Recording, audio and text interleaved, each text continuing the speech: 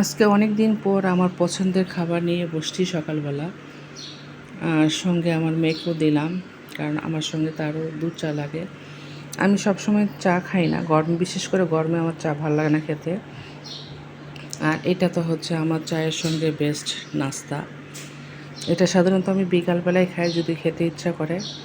আজকে কেন যেন একটু দুধ ফোটাচ্ছিলাম, তো তখন একটু দুধ চা খেতে ইচ্ছা করলো, তাই আমার পছন্দের খাবারটা নিয়ে বসে গেলাম।